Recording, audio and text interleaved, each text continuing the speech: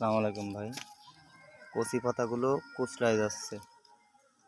এটা আসলে থ্রিপসির আক্রমণ কি মাকড় আক্রমণে দেখেন তলে হালকা হালকা সাদা সাদা ছোপ ছোপ আছে। তলে হালকা হালকা সাদা সাদা ছোপ ছোপ আছে।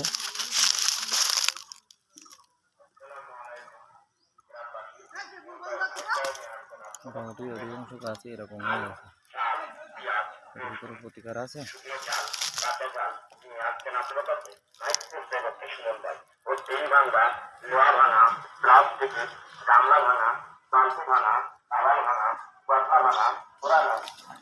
কিছু গাছে ফুল আসতেছে কিন্তু ফল সেটিং কম হচ্ছে। আমি বোরন সিলেটেড জিঙ্ক আর হচ্ছে একটা 4CP স্প্রে করেছি।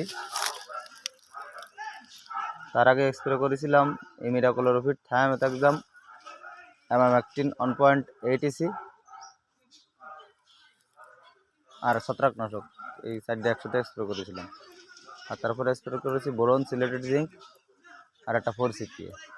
মোটামুটি আমার এই অর্ধেকের গাছ এরকম মাথা কোকড়ায় গেছে, হালকা পাতলা।